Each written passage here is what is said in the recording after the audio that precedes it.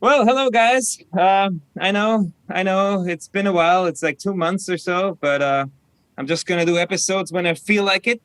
And today I really feel like it because we have I have my our old label boss and longtime companion and a global legend, uh, Kevin Aper, with us, or the our thrash metal daddy, Heavy Kevy, or Mr. Goomba, whatever. This dude. Uh, how are you today? What's up? I'm all good. Thank you very much for introducing me. Yeah, I'm actually very good. I am drinking beer with less alcohol, so I feel Yeah, better. fucking Zipfa. It's the worst beer. Next to It's a Otakringa, lie, that's the worst but beer. really, yeah. But then we can talk about the beer, but probably our favorite ones from us are probably going to be different as well. Yeah, totally. I mean, you're a Heineken guy. I would never be a Heineken guy.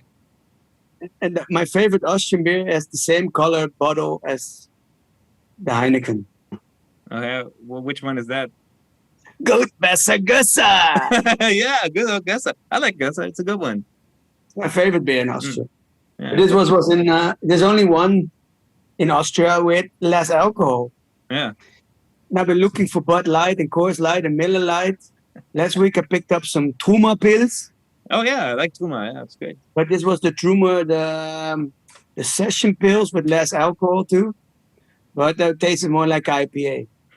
And I don't like IPA so much. Yeah. I slightly get into all this like IPAs and those like microbrewery kind of special beers. Slowly but surely I get into it. It's a Michael from Midrake, yeah man's fault, like 'cause he's a fancy motherfucker. And He drinks everything. I saw him drink. I saw him drink from plastic cups in his backpack. yeah, Yeah. But this was at a different time of the night, so maybe yeah, I he's guess. one. It's not a usual sight from what I know. Yeah, my favorite. I like to drink Coronas and stuff, so I'm very easy Mm. drinker. I love light beers, cold. When they're cold and light, then I can drink. Then I love it Then you on the can beach. drink. Then you can drink them all day. Then again, I can always drink all day. So I'm just thinking where the catch is here. But Yeah. Well, thanks for being here, Kevin. Um, uh, so we've been known each other. We know each other for what, 15 years, 20 years now? 15 years, I think. When was the first? Do you remember when the first time was we actually met? I think it's 15 years now because I think it was on the first tour we did with Apers and Johnny 3. Yeah, I I think so. think Yeah, that we met you at the arena in Vienna. yeah. Because me and Matthias stuck out in the crowd of me and Matthias. There was not so many people. I think. I I know. I think think that you were wearing a long coat. Could that be possible? I was wearing a long coat. Could that be possible? No. You're mixing me up with your bandmate, probably with Jerry. Yeah, I Right? don't think he was in the band then anymore. I don't remember the lineup. I know Marine was in there and Evo, but who was playing guitar Yeah, that then? was probably Calvin in Oh, 2006. Kelvin. Yeah, sure. Yeah, fuck yeah, absolutely. The, Yeah, we the didn't we Gemma. didn't we didn't talk so much there. Remember, we talked more with Johnny 3 that night or so, at least from what I remember. And he But didn't speak English so well then. yeah, you guys were too drunk. The drunken Fucking Dutch foreign guys. from the Netherlands. Yeah. So we go back 15 years, huh? If you can call it that. I mean, our friendship started probably later when you actually like started coming to Austria more, huh? Yeah, well, but that was also a bit. That was probably 2007, 2008. So it's really not that. That's not so long apart, I think. But Yeah. um, Well, 2008 we actually when, um when when was the Beach 90? Or Beach am I Night. going? I'm going ahead on the questions now, right? Yeah. The Beach 97 inch was in 2009. That's when we released it.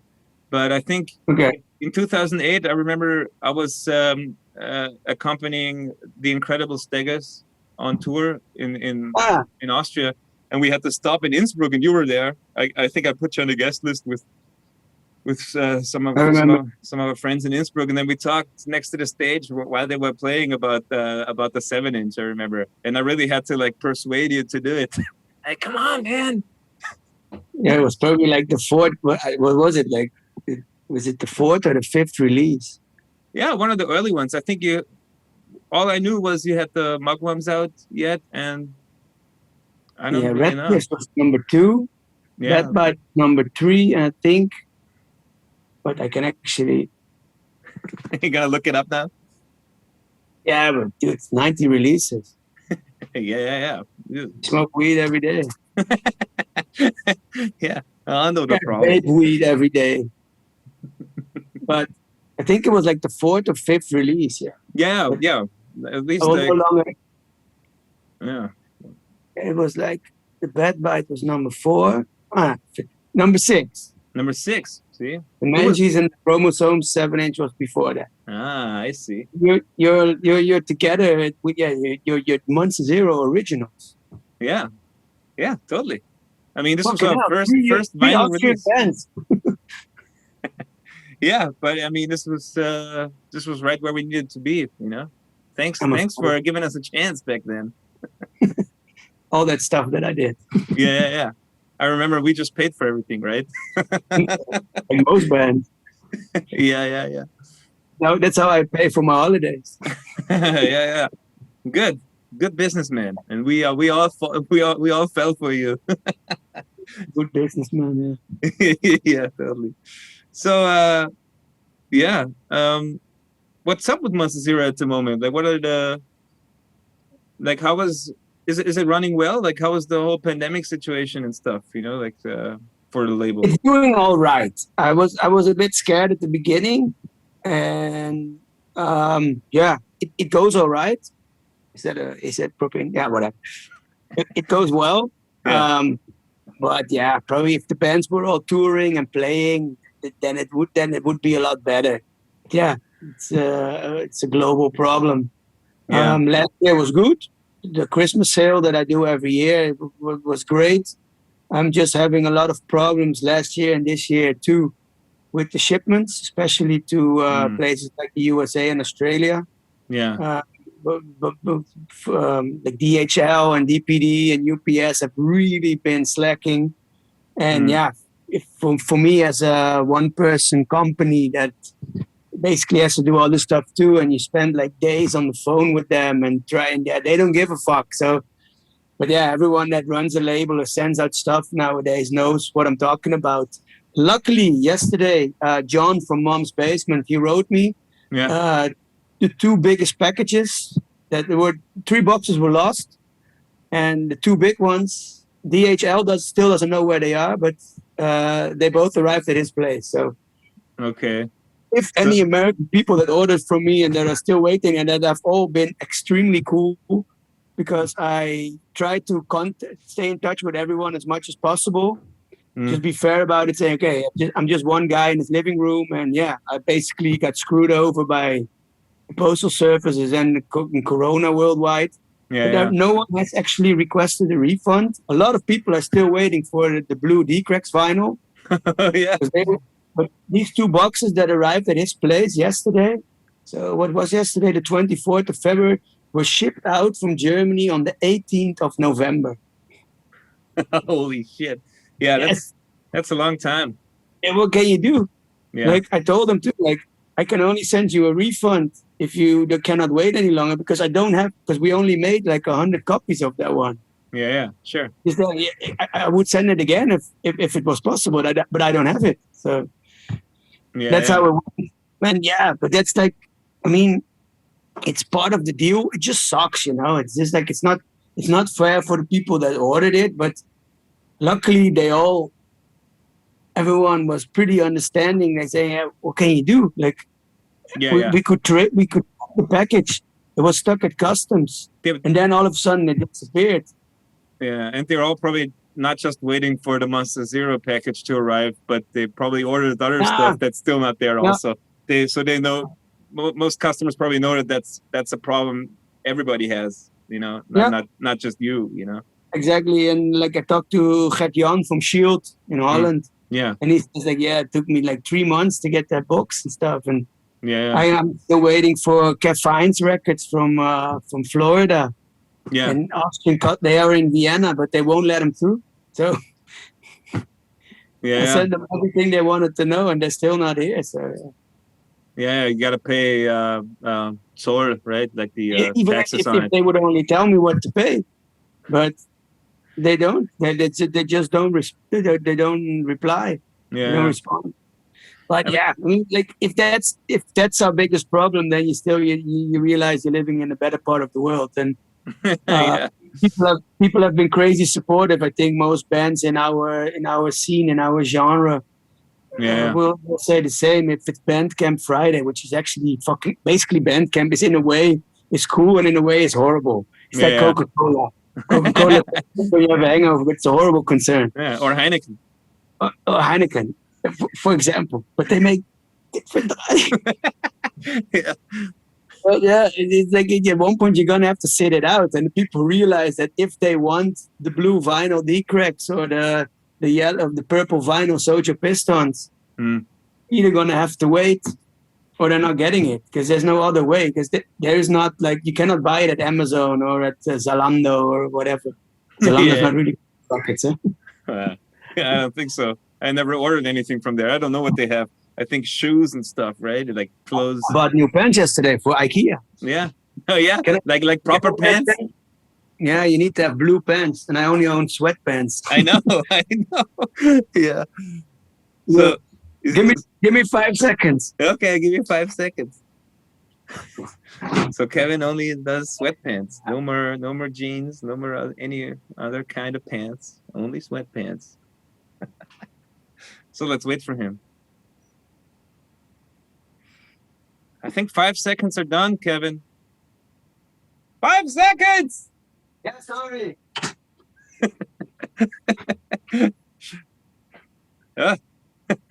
Yeah.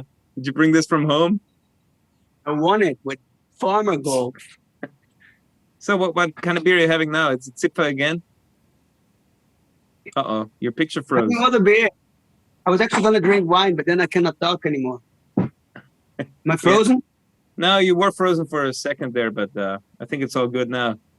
I was not there. Yeah. Nice. Yeah. So where were we? Oh yeah, your pants. So you're starting at IKEA again, huh? Working at IKEA? Yeah. 12 hours a week. Yeah. Okay, dude. Should be fun. Let's not talk about IKEA. Let's not talk about work. Let's talk about fun stuff, right? I cannot tell you anything because I haven't started yet. But. Oh yeah. But I'm pretty sure you're looking forward to it. Yeah. In a way, actually, in some sort of weird masochistic way, it's kind of funny because I haven't been there for 6 years, and I went there 2 days ago to sign the contracts and you get your key and your locker, and they gave me the whole tour, and I'm like, and I told the woman, I was like, you know me, right? I was there 6 years ago, and not that much has changed, but they have to do it. So next week I start with you get like the whole computer course and fire course and everything. This is a mouse, Kevin. See, this is a mouse. I don't have one because I have a MacBook. I know. So lesson 1, this is a mouse. This is where you click. You know that Apple belongs to Heineken, right? Well, but this doesn't surprise me. It's crazy as fuck. Yeah. What's that monkey called again? What's it called? Yeah. You have to have a name for it. You can't just say it's your interview monkey. You know, that's not cool. It's actually my interview monkey. I know. It's like, yeah. It's actually. Wait. Stop. Okay, it's a look. Hey, I only invited you. Yeah, sorry, yeah. And my bear children. Yeah. So, but let's go back to Monster Zero. So what are the what did the bands do? You have any upcoming releases, or is everybody like waiting for the pandemic to stop and then releasing, or Actually, no. It's actually completely the other way around. So many people wanted to release stuff, And in some cases, I told them like, "Are you sure?" Because but it's tricky. Like, there is like different levels. Like if you put out a record or you put out a special record, but if you are a new band, like really a new band, like not even like like I said about Sweatpants Party before. Yeah. No one knows this because we talked before. In a completely exotic language. No. But for Sweatpants, if I was still playing with the Apers, then I would put my record out. Sure. Or Because you already built the name. Yeah, but yeah, like 200, 300 records we could get rid of. But if I was a new band or a band that doesn't play that much or doesn't have this slightly bigger following, I would say fuck it, because your record still stays good. Yeah. Then again, there's many ways to look at it, but there's some. Now slowly we're gonna see the light at the end of the tunnel. Mm. We hope. Everyone hopes that. Yeah, hopefully. Yeah. Okay, say nobody knows. Yeah. We never heard about Zimbabwean variant or the Russian Russian strain. Yeah, I'm sure we haven't seen the end of it yet, but I mean, I hope we get it under control now soon. Like this is the only thing we need to be. Let's hope that. But but there's like enough bands that want to put out stuff. But yeah, I have a limited amount of bands on my label, and I tell people too. Like, okay, I cannot do it because I don't have the time nor the money to do it. But in May, probably. What it looks like with all the pressing times and stuff. So in May we should have the new record by the Randos. Oh yeah, the Swedish band. Yeah. Swedish band, and the new one from the Atoms. Oh, nice. Yeah. Cool. The English band. Yeah, I know him. Joe is playing bass for us. Joe has corona apparently. He does? That's what I read on the interwebs. Yeah. Well, it has to be true then. So those are the first two planned, and then we have killer stuff by bands like Sweatpants Party. Yeah, that one should come out soon, anytime. And Pigeon Boys, local hero from Innsbruck. Is that the first time you're putting something out of Pigeon Boys? Yeah. They only did a CD. Mm. That was actually the plan. I was going to help them, but then they already did it, so I didn't have to do anything. Did they forget on some drunken night that they actually planned to do this with you? Apparently, I think so. I think something like that happened. But since a few years, they have a new drummer. Oh yeah, Chris, and he's a bit more. He takes care of business more. So okay. Basically, a bit like you and me, like a guy in the band that actually makes sure that they have a logo, that they have a press kit and stuff. So. Yeah. And the new songs are really good. Oh yeah, it's actually one of the last bands that I saw during the pandemic. And besides that, they're really great guys. I like them all. And I think it's also cool that they're from Innsbruck, where the label is from. So sure, yeah. I mean, you have a couple of Innsbruck bands on there now. I mean, Mugwum's and Ratcliffe's and Sweatpants Party, right? I mean, Jagger Holly, totally, yeah. I mean, they're international playboys, aren't they? Or no, that was Johnny 3. The Innsbrucker couch potatoes. Yeah. He's always sitting on the sofa. Yeah. Well, what's on TV? It's great. Because I go on walks to the city, and at one point I take drinks at every gas station. Yeah. At one point I have to go to the toilet, but all the bars are closed. So then I just call Jay. It's like, hey, I'm in the neighborhood. Can I use your toilet? That's how it goes. so that's the only time you see Jay is when you're like using his bathroom. Actually, they have 2 little cats now. Oh yeah, they do. Oh. And Lisa, my girlfriend, she always wants to go there to see the cats. So then we go there and I drink beer. Perfect. Yeah, well, it's good. And I'm sure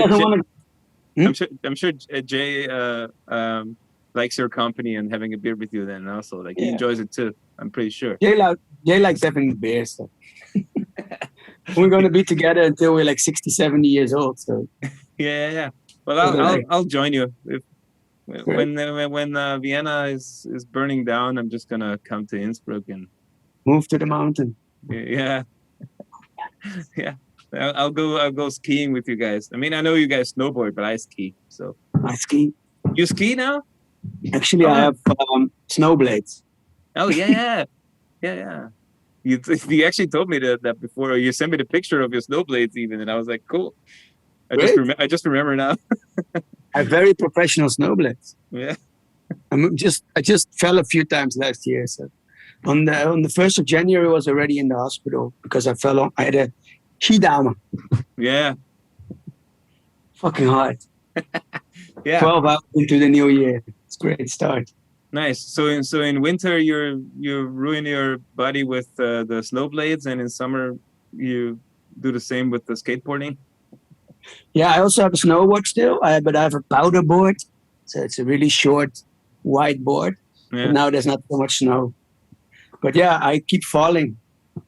I'm almost 40. So. Yeah, I know. Almost 40. Yeah. So let's go back to some Monster Zero talk. So history-wise, right? I mean, you started the label in Rotterdam in the Netherlands, where you're actually from, or like around there, Lekkerkerk.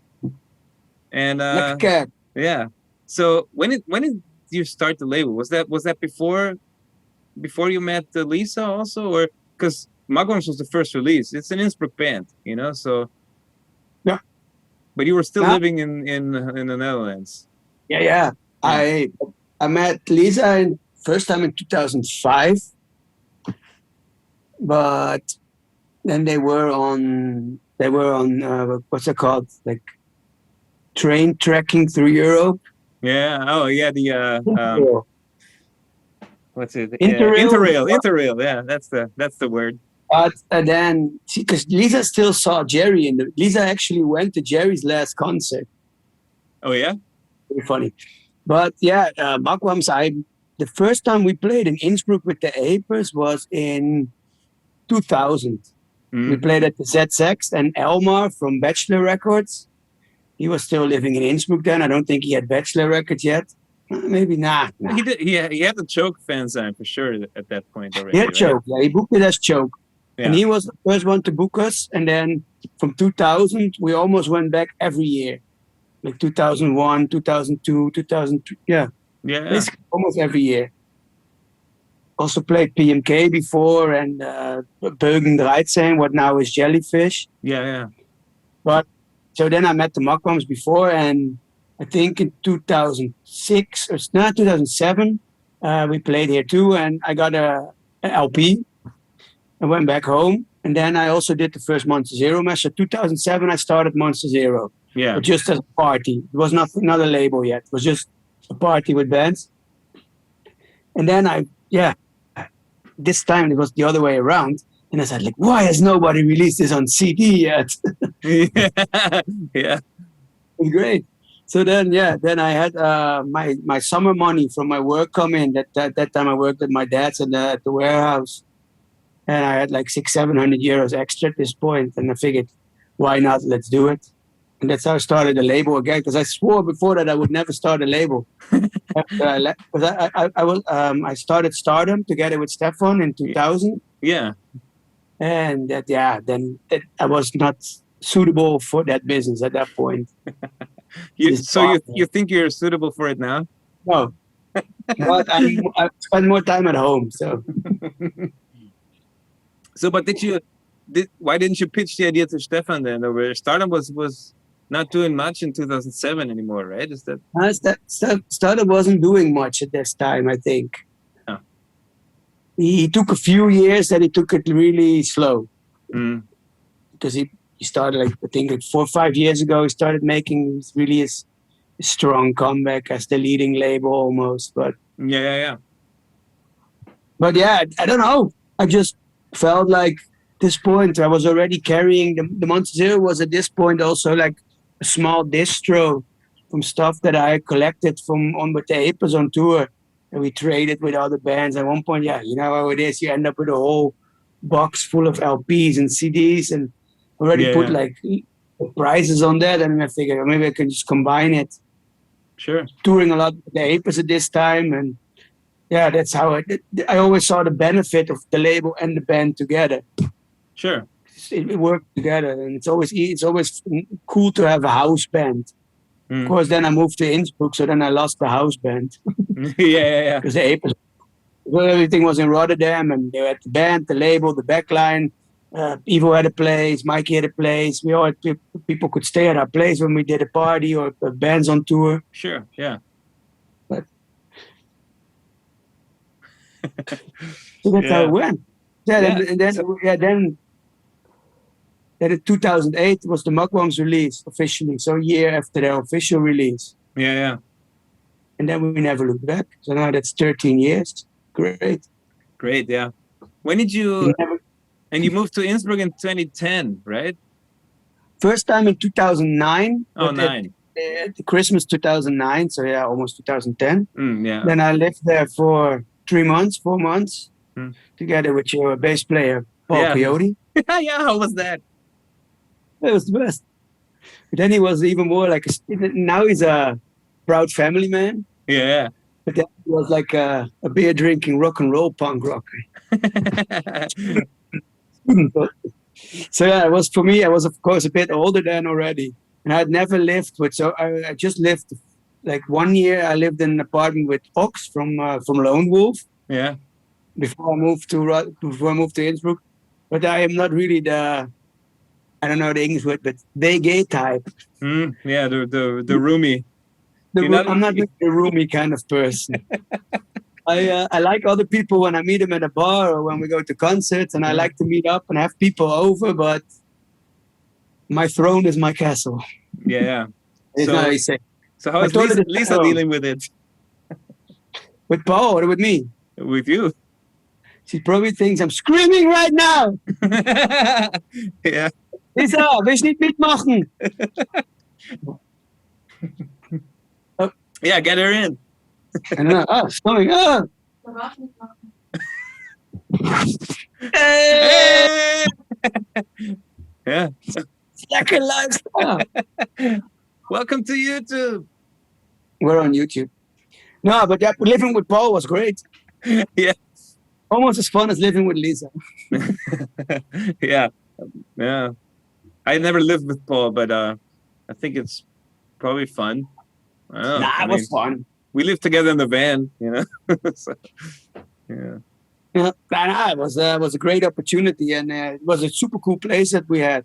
Like it was not that long, so it was like 3-4 months. Then I moved back to Holland for a few months, and then I came back again. Yeah. Did you move in with Lisa then right away? No, then I had another apartment, but then I lived in another in a flat, but then with people I didn't know. That was not so much fun as with Paul. But I lived there for 9 months then. Then I went back one more time. And then in February 2011, I came to the place permanently. Sure. How was moving all the label over, like the whole records and everything? And yeah, back then I didn't have so much. Oh, yeah? It was, this is like 2009, so it's now, 12 years ago, 11 years ago. And then it was still... But then the label was also really like I wasn't really doing anything. Like you said, first release it was mainly the bands doing it. I was mainly just using the name from the Apers a little bit to get bands under the label. Sure. But then in 2012 I started building the store. I got a new website. Before I didn't even have a website. So yeah, I remember. It's at MySpace. I know, yeah. The back cover of the Beach 97 inch still has the MySpace website. That's one thing that I think it's super cool from all the bands that were on it then and we're on it now. Like everyone gave me the time to learn stuff about it, and I'm not saying that I'm completely done and a super good label right now, but yeah. I used basically what I know a lot of people. At this point, I had been playing with the Apers a lot, and at this point in that scene, Apers were probably one of the better known bands. And it grew into something that I think it's fun, and what I always liked was bringing people together. Because when we first went to the UK, for example, a lot of bands that were from the UK didn't even know each other. And that happened a lot. Like also in Italy, we would play with one band and then we would go down to Rome and the people had never heard of the Maradonas from Como, for example. And that's what with Apers, we would always go to, we would just play like you also have been doing. Yeah. And we've been doing that since 2001. In 2000, we went on our first Euro tour and we actually been doing that till 2010, 2012. Before everything went to hell. Yeah. I mean, it was really good for us too, being on that label, and you know, it opened a lot of doors for us as well. You know, being part of playing the Monster Zero Mash, the second one I think, or maybe third, I don't know, the 2009 edition. In Rotterdam, this was, you know, the first time we met so many people there. You know, it was great. So everybody was there together, and then we. You know, all those friendships that we still have kind of started there, or like many of them, you know. I mean, we knew the Saddlepegs before and we knew you before, of course, but, you know, a lot of other people we didn't, you know, and this was great to like get to know Stefan from Stardom. This is the first time I met him there and all that stuff, you know, it's great. Yeah. And at this time, of course, Mike, you have to see that like 2009, there was no Puke Fest. There was no Shield putting out pop punk records. There was no Punk Rock Raduno. Yeah. And the list goes on, you know, like at this point, there was not so much for bands like DeeCracks and Saddlepegs and Apers. Yeah. In Germany, the scene was really dead at this point. Absolutely. Stardom was really like slowing down a little bit after almost 10 years. And then like a lot of bands were not even there yet. In 2009. Yeah. Like a lot of bands that are now on Monster Zero didn't even exist in 2009. Yeah. So it was cool to, and then that's why, that was actually the main reason why I always did it, and that is why did I enjoy Monster Zero Mashes? Yes. Did I enjoy organizing Monster Zero Mashes? Yeah. Not so much. Do I like drinking beer at shows and getting completely shit-faced? Yes, I do. Do I like having bands at my apartment 3 days and having to take care of everyone? Everyone goes bowling and into the mountains and eating schnitzel, and I have to be at the PMK at 3 o'clock. Yeah, not so much, but it was all for the greater good. Yeah. And everyone had a blast, and I had a blast too. I had a super good time at the PMK. Sure, but it has to be over for you to realize. At least that's how it is with me. Yeah, but my favorite mashes, easily, hands down, the Paris one and the Madrid one. Yeah, well, you didn't do it. You didn't have to do anything. I just went there, had a great time. I was in another country, saw a cool city. Yeah. Went there, played myself, and then Yeah.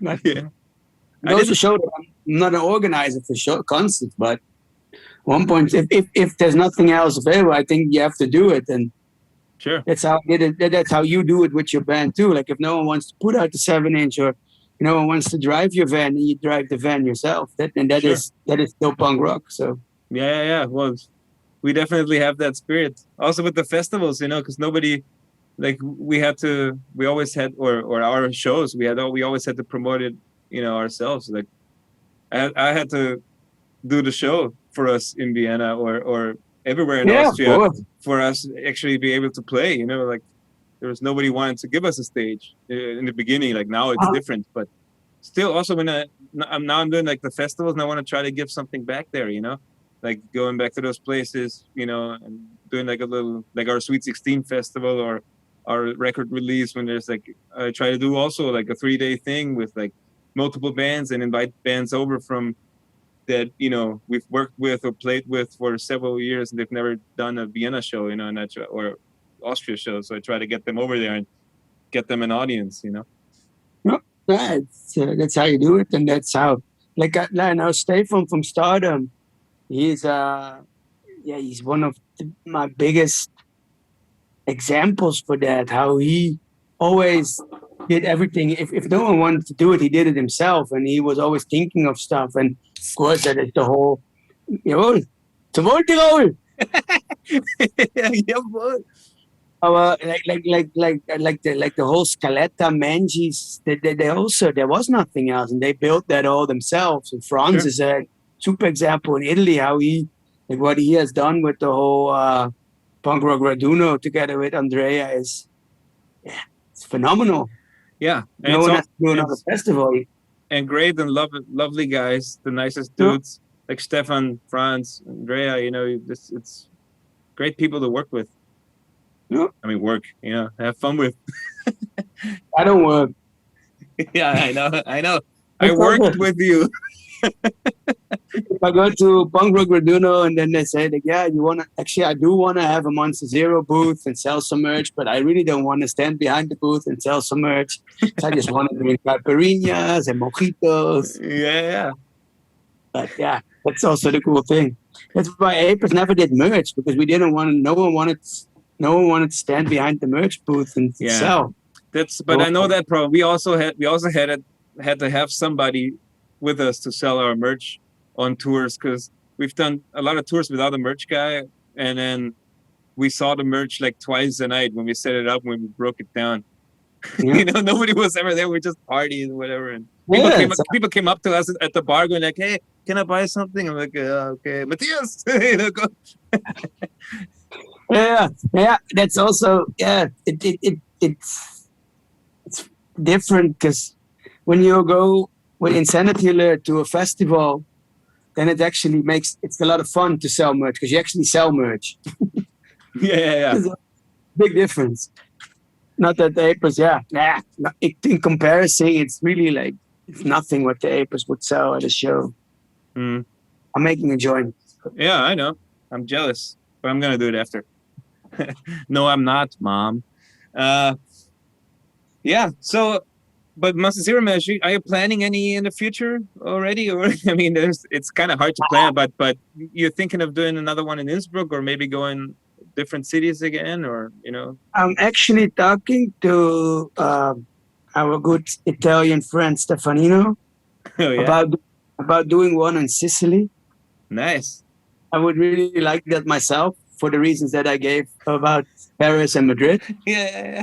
And also because of Sicily, which is also great. Yeah. But let's see how it all develops. I'm not super positive that before. I'm not even sure if 2021 is going to see live shows in a way that we want to see them. Yeah. Like maybe for some shitty rock bands when they all sit down and clap and stuff. And, Yeah, for punk rock bands, it doesn't work, right? I mean, you need the energy you need to feed off the crowd also, and the crowd needs to feed off of you. You know, you can't play a seated audience. It doesn't really. I mean, there's a way of doing it, but it's not fun. Let's see how far it goes. Like, I hope it doesn't come to that, but yeah, eventually maybe everyone will end up doing it. But if it's not, like, I'm definitely not going to be the first one to do that. Well, the last Raduno was pretty okay, because it was when we played there, Matt played it too, and it was just like, okay, how's this gonna go? And it was actually a lot of fun, but still, yeah. I mean, it's fun because you didn't play for a while, you know. Also, I'm guessing. It's like alcohol-free beer. You know, it's all right, it tastes all right, but it's just not the same. And if you never had anything else than alcohol-free beer, it might be like, wow. But yeah, yeah. Shows before, you see how it can be, and then it's like, yeah. But let's see. But I'm not like, if times are rough, you can always count on the Monster Zero Mash. Yeah, that's cool. All shit goes to hell, then, but yeah. I still wonder though. You never. I mean, I think I offered like 2 or 3 times to do a Monster Zero Mash in Vienna, and we actually never made it happen. You know. I don't like Vienna. So. You don't? Come on. But I mean, it's great infrastructure here, you know, and I'd love to do it for Vienna also, and you know, for you know, because Innsbruck is a little. Like there's no flights or so in Innsbruck, or barely, or whatever, you know, and it's in the middle of the mountains, really. So, you know, just like you know, getting in and out of this is a little easier in Vienna, maybe, you know. That's true. And also, we have a lot of venues that we could do that in. You know, Arena is probably the best one to do it, and it's our favorite one. But there's different ones, you know, like yeah, I could totally make it work. We'll talk about this some other time again. Book it, book it. Just book it. Yeah. Don't book the quiz. Don't book the queers, you say? Only once a zero, but Oh yeah. I know there was something going on there. Yeah. But fuck it, let's talk. Let's talk. Since you're rolling a spliff there, let's talk about the Apers. Yeah. So there's really not so much to talk about. Like, I know, but I mean, you got the history. You know, I mean, you started in what, 96? 96. Yeah. This year is 25 years. Oh yeah, totally. It's 25 years. No. Wait, Where are you going? 5 seconds. No, I still had some, but that my thing was still full. Yeah, we're good. So 96. I mean, it's an awesome thing, and I still, I love it. I think about it a lot, and it's been a big part of my life. For the last 5 years have been really, like, basically not. You've been barely active right there. Yeah. Barely. Yeah. We did our last record in 2014, and then 15, 16, and then it was basically, finito. But you're not done, right? You don't say like Apers is not around anymore, right? Nah, but I don't see the need of that as well. Like, if you look at even if you look at our scene where we come from, like even bands like Sadopex and the Pee-wees and stuff, they seldom play. Yeah. Play, like, maybe sometimes they don't even play for a year or 2 years, and then they come back again. So I don't see the need. No, I wouldn't see the need also, but I was just curious about how you see it, you know. I'm living. For the last 10 years, I've not been living in the same city as Ivo and Mikey and whoever the fuck is in the band at this point. Yeah. And they all have different projects. Yeah, we have a lot of new bands. Like, Ivo is probably one of the most active drummers in, maybe next to you, but he has a lot of bands. Yeah, I know. Great bands too. He's a great drummer. Bands.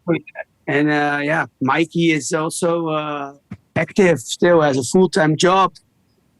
Ivo moved to the city of The Hague, and Casper, who joined the band actually in 2014. So Casper's in the band also 7 years already. That's crazy. I don't remember seeing Apers with Casper. No, I saw one show with Casper, I think. Was that in Italy? Probably at the Raduno or the Mash. Yeah.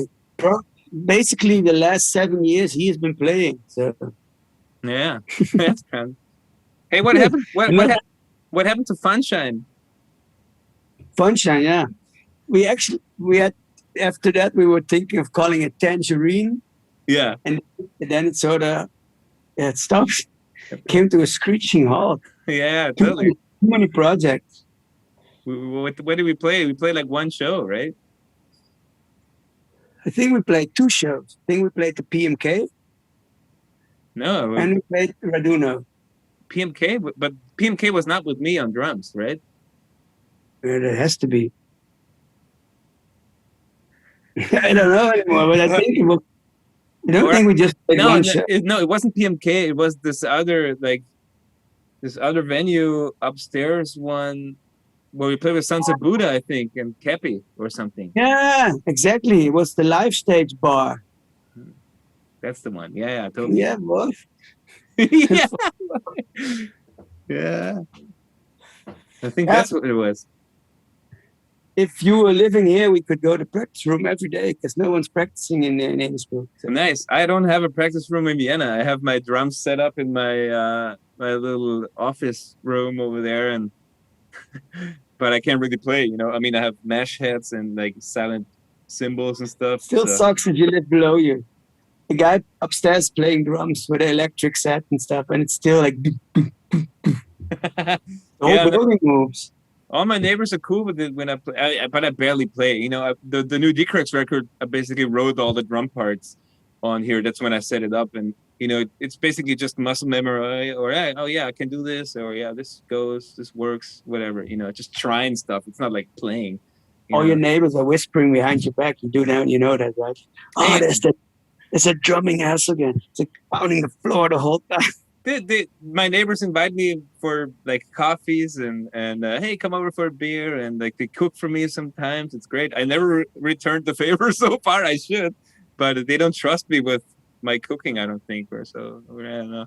Maybe I should do something, but I usually go over to them, because I still live like a teenager, and the other ones, they live like It's a very, very mature apartment. Yeah, all the posters, like vintage furniture. Oh yeah. Oh, here. Framed posters. Framed posters. Yeah. Well, I have one framed poster. Yeah, where is it? In the bathroom? No, it's like that's the one. What is it? I can't. Oh, Dusty. Yeah, good old Dusty. The best. Das Beste. Das Beste. Yes. Yeah. So let's talk about the other bands. Yeah. Insanity Alert and Sweatpants Party. What's Insanity Alert doing? I mean, it's probably the biggest band you've played in, right? I think they're bigger than Apers. With a long shot. By a long shot, I think so. And it's I mean, great. I love all those dudes in the band. I don't know who's playing bass now. But anyway, the other guys are all great. I don't. At this point, we got a guy from Munich. He's, the skate punk band Straight Line. Yeah, of course. He's a singer from Straight Line. Yeah, he's a very talented guitar player, bass player, but yeah, what can you say? He was gonna rock out last year with us, but yeah, we played one show in Czech Republic, and that was it. Yeah. So he lives in Dachau, which is about 2.5 hours north from here. So he's not, and now the borders are closed, and sometimes they're open and then they close again, and so we have not really had the chance to play with him. But we just Clemmy and Dave, guitarist and drummer, and we're writing new songs. We're doing really fun stuff. Yeah, of course, you always did fun stuff. I still don't have the last record. I need to get the last record. I still don't have it on vinyl. I have a lot here. Yeah. Send one over. Yeah, you're right. I don't give you anything for it. No. Don't worry. I don't want to put it together. Yeah. Hey, I mean, you're on this show. Sorry. But yeah, it's a killer band, and it's been people always a lot of people still refer to it as my new band. Yeah, but you've been around for 10 years now, right? In August we will have our 10th anniversary. So yeah, it's really it's a pretty long time, and 3 records, and we've been playing all over Europe, and Japan as well last year for the first time. Nice, yeah. And 2 years, it was 2019 at the end. Yeah. It's killer. Like for me, the whole new world of music opened. Like so many festivals, and people are just. It's a way bigger scene, and the people are into it so unbelievably hardcore that they are. It's really a different level. It's like you with the Apers, I hardly ever put like my name on a record or something, and never signed anything. Yeah. But here, sometimes we spend an hour, and people just line up. Like in France or in Czech Republic, they line up, and we just sign T-shirts and stuff, and it's fantastic. And the combination of me, I'm coming from a scene where after the show, we party with all the people that are there. We go drink with them. We meet people. We put them on the guest list, and it's a great combination because I've met people in so many different countries from completely different scenes that actually never heard of the Apers. Yeah.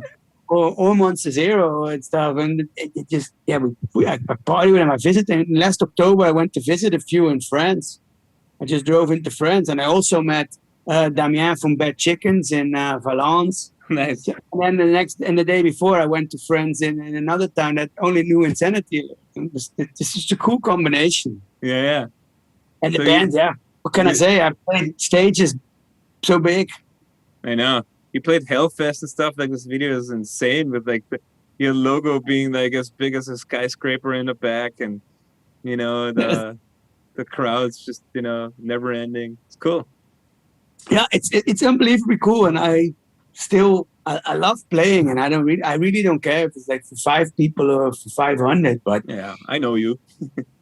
to see that and to say like, okay, not bad for 40 plus dude from Lekkerkerk, the Netherlands, like, Yeah. dressing it up and just drinking and partying, and then we meet like for example the Casualties or Lagwagon, stuff like that, and we meet them through Insanity, not through APER. So it's like, super good. Yeah. Yeah. What you doing here? But yeah, it's a killer experience, and we had a really great run in 2019, and then then everything came to a screeching halt. Yeah. Why? What happened? Yeah. Let's not talk about the virus. I don't. It's like but it's a bit like a mood killer. Yeah, I know. It always is. But yeah, I'm happy and Sandy Alert are doing great.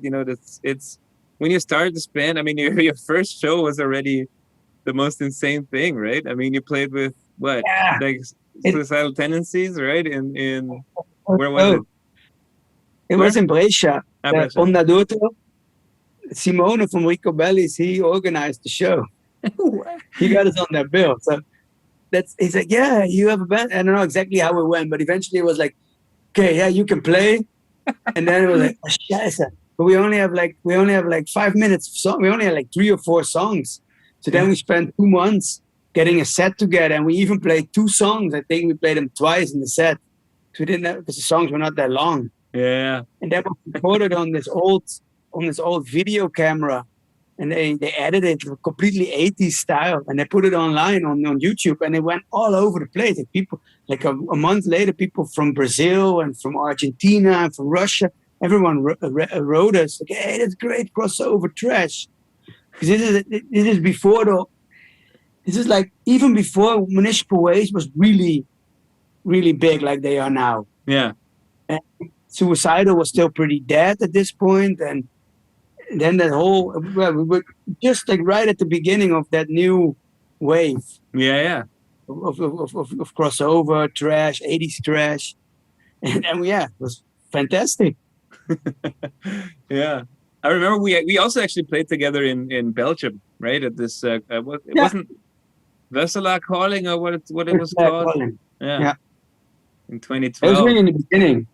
Yeah, 2012. Yeah, this was. I think it was 2012. Yeah. Did you just say that? Yeah, I just said that.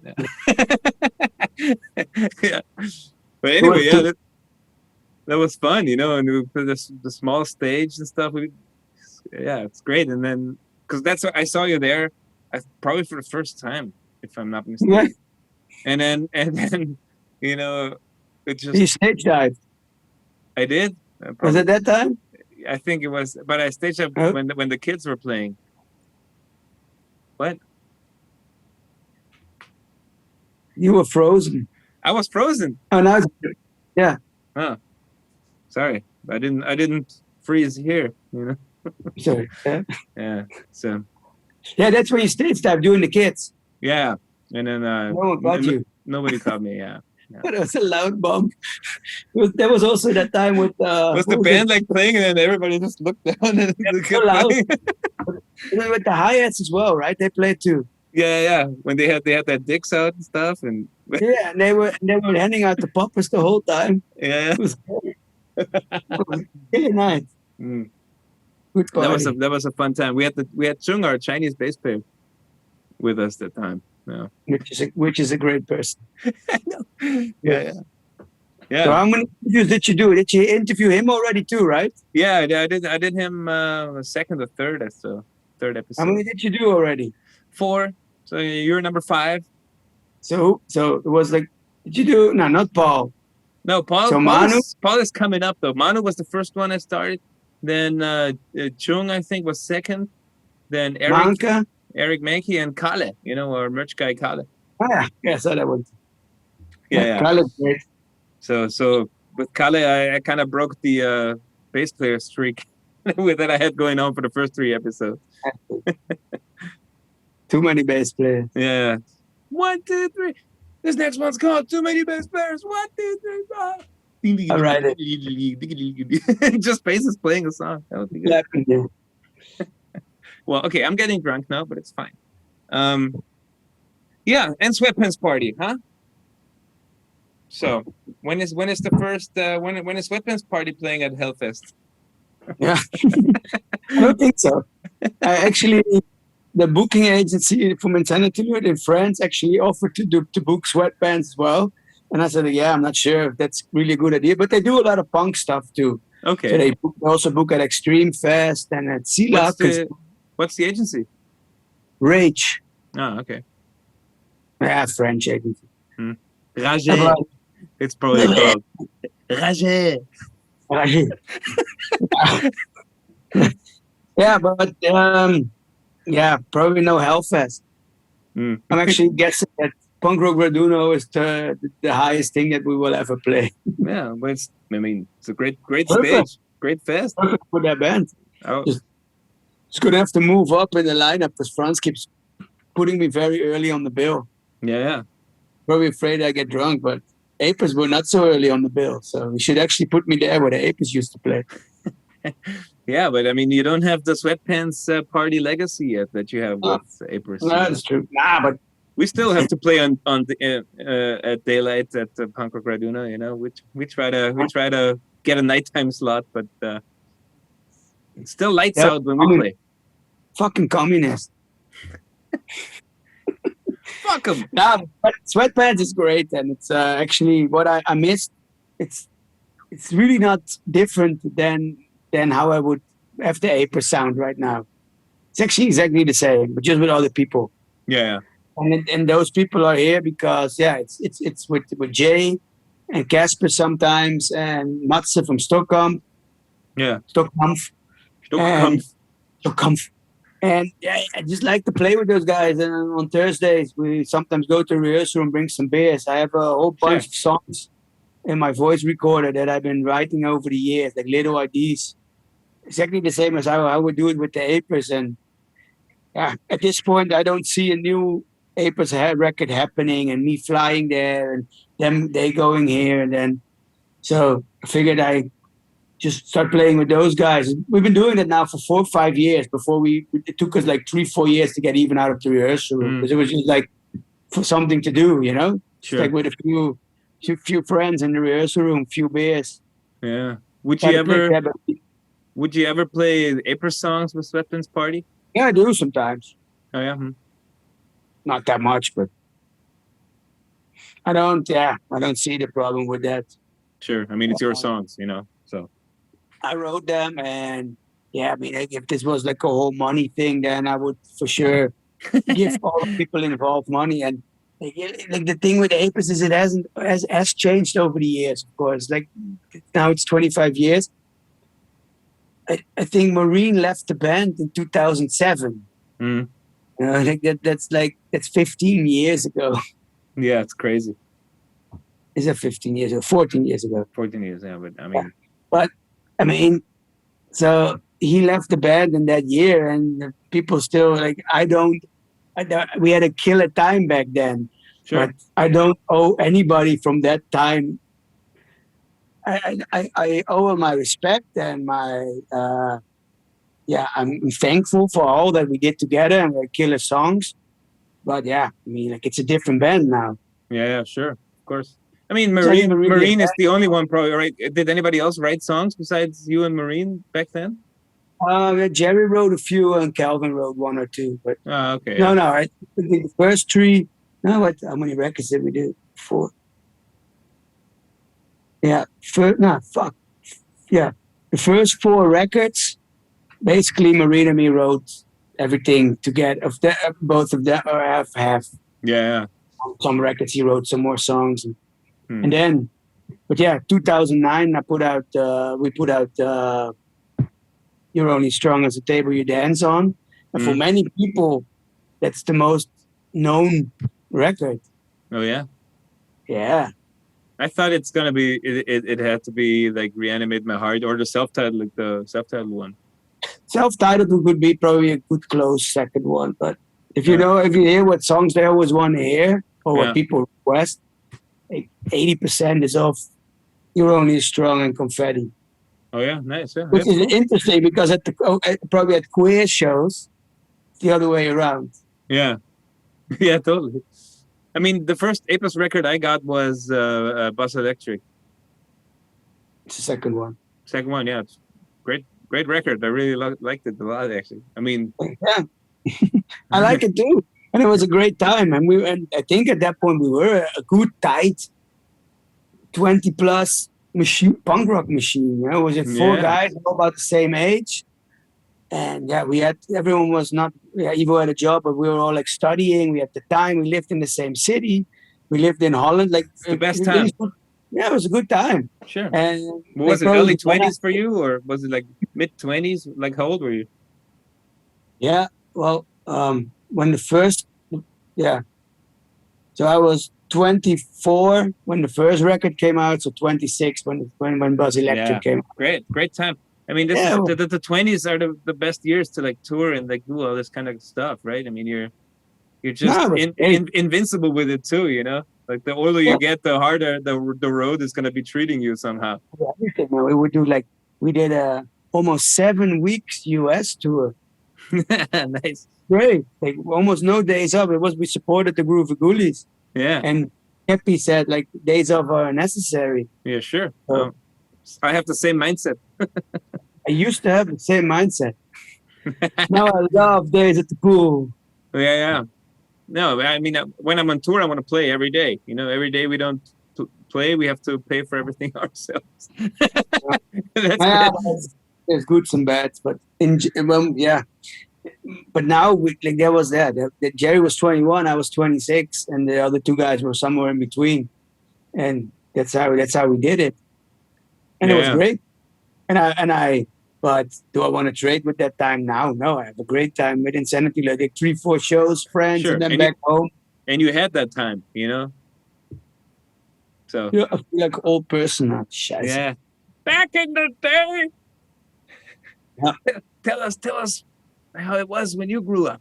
It was horrible. Nah. But Apers was a great time, but Sweatpants Party and Apers are not like, it's not a diss towards the people who played in the Apers or who play in the Apers, and I think they know that too. Like, yeah, I have a lot of respect for what Ivo and Mikey do, and what Casper does, and what Marine does, and what I'm not fighting with anyone that has ever played in the band. Yeah, and it's the same for us and all of our bass players. You know, like they quit for their reasons, which was fine for us. You know. Yeah, and that's how it is. And I think it's cool at this time, at that point in time, like the early 2000s, what we did with Apers and Stardom and all the bands in Rotterdam, and everyone is still part of that legacy. Whether Marine puts out Windowsill or Giant Eagles, or Evo plays the Fest with Lone Wolf, and there's so many cool things. And yeah, we all grew up, and I really got older, did other stuff. And I think if we would all be living in Oude Kerk and Lekkerkerk again, then we will probably start jamming again. I would love to write songs or be in the rehearsal room with Ivo and Marine. Of course. I mean, you guys are still friends, right? It's not like I'm not going to drive like 12 hours for it. Yeah. Yes, of course. Then I arrive at 8 o'clock, and then Marine has to go home because he has 2 sons at home. So that's how things change. So yeah. Cool. No so Kevin, I love Apers. Kevin, for to close everything, we're gonna I'm gonna ask you a bunch of like three questions. You can have a long answer or a short answer. I don't care, like whatever you want to say. But it's about the stuff you enjoyed the most. Like, what was your most favorite tour that you ever did, and why? Because there's been a lot, you know. We've been around for 25 years now, so yeah, it's a tough question. Probably my favorite tour, or the one that is like buried the deepest in my memory, is the first Japan tour. Yeah, in 2012 with the Manjis, and yeah, that was just that together with the first America tour, probably, because they were both like mind blowing. Sure. And then I go on. I think, yeah, first European tour was also.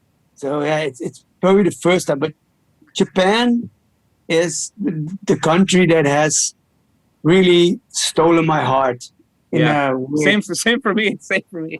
And for us, like for DeeCracks, for all of us. Yeah, yeah. I can understand that. Yeah, we were there, and this is like 9 years ago now, and I think the country was still a bit less Western oriented, and yeah, it was one big fucking movie. We were there for I think 14 days straight, and it started from the moment we got out of the plane, and it just went on, and that all those images and everything that I saw and people that I met and the food and yeah, it was completely mind-blowing. I know it's an insane place, and I can't wait to go back there when I can. You know, it's hard, but yeah, I would recommend it to everyone. It's just like it's not that easy to get shows there for a lot of bands. Sure.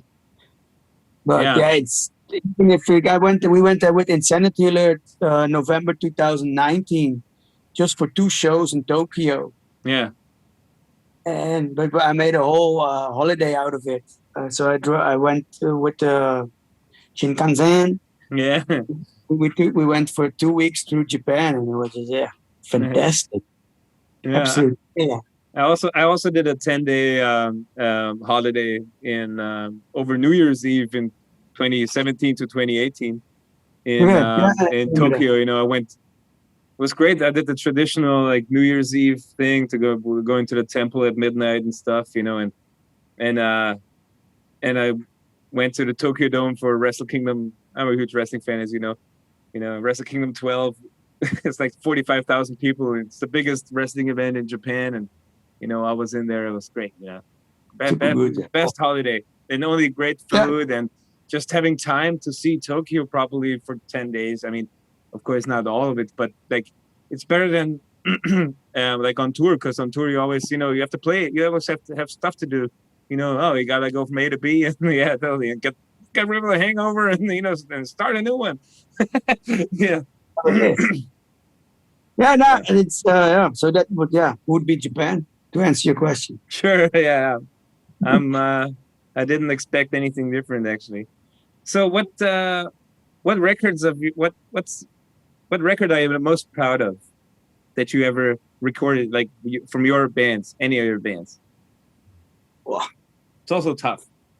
It's a tough one. Yeah, that's really tough one. But I really have to say, Confetti on the Floor. Oh yeah, nice. Is that really the album that? Because I also wrote it. Basically, I wrote all the songs for the two cover songs, but that was really a record that I felt that could hold its own, and that really, for me, I can compare it to my favorite records of people that I know, of bands, and yeah. So this is exactly how I was at the time. Yeah. So in 2014, and it's my humor, it's my how I see the world, how I like to think about people and stuff, and yeah. So I think I'm most proud of that one. Yeah, it's a great record. I enjoyed it way more than the Table You Dance On record. Actually, to be honest, like when that one came out, you know, I'm just saying this because you were saying that You're Only as Strong as the Table You Dance On is the one people request the most songs of, or is one of the most beloved. But I mean, for me, it's not. I mean, it's still good. I mean, like in comparison, you know, it's one of my least favorite, you know, Apers records. But it has a lot of sing-alongs. Yeah, that's true. So it has the Friday Night till Saturday Fun or whatever it takes, and a few more Winter Tour, and it's just like it's just like one line, and so sure. Like it's all. But yeah, so with Confetti, I really think I nailed my personal idea of the Apers sound. Yeah, how I wanted Apers to be. Cool. Yeah, good answer too. So, and what's the favorite record you put out as a label? Wow. Yeah, I'm here for the tough questions now. That one's a bit dirty. Yeah, I know, because now you're gonna piss somebody off, probably. I'm gonna piss off about 25 bands. It's just I know. That's what I like. But I mean, you don't have to answer. You don't have to answer. Confetti on the floor is probably my favorite. It's really tricky, but as from meaning, the one that started it all was the Mugwumps, and that is still for me, because that record really made me say, okay, fuck it, I'm gonna start a record label. Fuck yeah. And it's a great, it's probably the best punk rock record to ever come out of Austria, if you ask me. Yeah, and it's debatable, but besides the DeeCracks records. Yeah, but I think that's really up there together. But it is for European pop punk or punk rock or Ramonescore, as you prefer to refer to it. But I would never say Ramonescore. Yeah, I don't know anymore, man. Ramonescore. Yeah. Fuck. But it is for European, in the European overview of the last 20 years. Like it's so high up there. It's such a good record. Absolutely. It's good from beginning to end. It's like, sure. All killer, no filler. Nah, it's really all killer, no filler. It's really like, from intensity, it's really up there with like an Anthem for New Tomorrow. Like, that's for me. Sure. Like, it just goes on, and every song is good, like. But yeah, basically absolutely. All the records on 1 to 0 are like that. So yeah, all fantastic. Yeah, you started a great label there, and it's people love it around the world. I mean, of course, it's a very intimate bubble that we're in with all this, and it's more of a fetish than it is like a real like genre. A horrible fetish. Yeah, but it's still, like people enjoy it, and it's, without those people, it gets so many. And now, recently, last few years, I've been doing those like the 50 limited copies or 200. Yeah. And there you can really see, like, it's almost the same names every time. Yeah. I can give mad shout outs right now, but people that if everybody's ever watching this, they know exactly who they are. And those people make it possible for me to invest my time so that bands can actually get their records out. Because yeah. For Apers too, and that's I basically run the whole 1 to 0 thing from a vision of how I had it with the Apers, what was possible and what was not. And at one point we were playing like bigger festivals in Holland. We were actually in the magazine, but we still couldn't get our record out, except for with Stefan, of course, with our label. Yeah, sure. And this scene is something. The scene is super interesting because it's been actually ignored by the worldwide punk community for 20, 30 years now. Yeah. 30, 40 years. Like there's some, like at one point, Screeching Weasel makes it to Fed Record, and Teenage Bottle Rocket got a little bit bigger. Yeah. But it also stops at those bands. Yeah, I mean, if you want to count, you can count like Mass Intruder in there too, or something, Maybe a little bit, but what I actually mean is that in that scene where that No Effects is from, so the skate punk, Fed Record, whatever you call that. Yeah. But it's a different time. It's a totally different time. Yes and no, because this is like Apers were like putting out the first record in 2001. Sorry.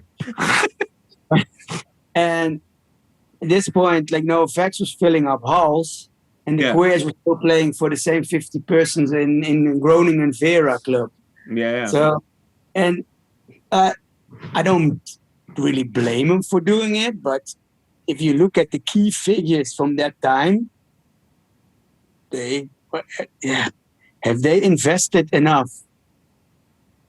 Have they built up a scene under them?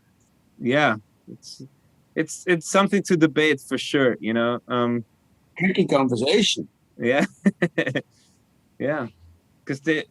But what? Yeah. They're still headlining all the festivals, If you look at the punk rock holiday in Slovenia or so. I mean, it's great, you know, but it's all those bands that have been around for so long, and even bands that are also around for long, but they're not as big. They're like playing in the afternoon. There's no chance of any of the good European bands or anyone of our scene. We could never play punk rock holiday, for instance. We just you're also even if you're as a European band, it's hard. If you see what's playing at Groove Rock or Punk Rock Holiday, the first 20 bands down are all US, and maybe there's Turbo Negro in it, you know, or the Hives, like something that got really big in the 90s or the 2000s. But for European bands, especially in our genre, and even if you go a little bit beyond that, like Not Scientist or The Real Danger, for them it's already hard to play somewhere. Yeah, there's such good bands, you know, like it's like Not Scientists, cool that you mentioned it, because I think this is one of the best bands I've seen in the last 10 years, and I can't believe why this is not the best band, the biggest band in the world. Because to me, I really think it's really good, you know? I don't know what it is. Well, yeah. Yeah, that's always hard, because in a fair world, how big would the Spazies have been? Sure. I mean, but weren't they major in Australia or something? Apparently not enough. Yeah. They wrote some of the best songs. Sure. I think. And for me, I started the whole Jizz Kids because of that band. Yeah. Yeah. But my favorite record is the Confetti on the Floor. Oh, that was a different question. Yeah. But that's cool. Let's leave it at that. Dear Kevin, or is there anything you want to talk about? No, actually, congratulations on the new record. Oh, thank you. Yeah. Oh, it's coming out in 2 weeks. Can't wait. Or I'm not sure when this video is going up on YouTube, but it's 2 weeks from now. And what else can I say? I miss playing with the DeeCracks. I was actually hoping that the DeeCracks would be our Green Day and would just bring Sweatpants Party on tour. I'm still working on it. Yeah, but for the rest, we're actually still planning DeeCracks, Insanity. What was the other band called? Boogie Hammer. Boogie Hammer, yeah. Yeah. That'd be cool. Like, I really wanted to do this. Like, if we can only play regionally or nationally, you know, we should really try to team up for like just the rock and roll extravaganza. We have to do that. And actually, one last thing, I have to apologize because I was actually going to show a photo of us in Animal Crossing together from last year. Yeah. But I cannot find it. I don't know where I saved it. But are you still playing? I stopped playing. But I played for 300 days. Every day. I'm over 600 hours now on my Switch. Yeah, so was I. You know, like this was really, it was stealing so much time from me. Like I really had to like. I mean, I only did like half an hour a day or an hour or two or so, maybe once a week. But I mean, at the beginning, I did way more. The first lockdown, I was like on it for like 10 hours or so a day, like as if this was my job, you know. Yeah. I wake up every day around 6:37, and then I play for an hour.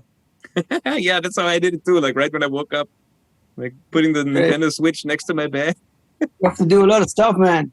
But now I stopped picking fruit and stuff. I'm just doing weird random stuff. Yeah. But I'm off it for like a month now or so, or a month and a half. So I'm happy. I found my way out. Everyone, come visit my island. It's great. All right, Kevin. You stick around some more. We're gonna talk some more in our weird German language, and but let's say goodbye to everybody watching. Thanks for watching. Thanks, Kevin, for doing this. Thanks, Mike. And I'll see you at the next episode, or you'll see me with some other dude, and I hope he's drinking or she's drinking some better stuff than he does. No beer. All right. Bye, everyone.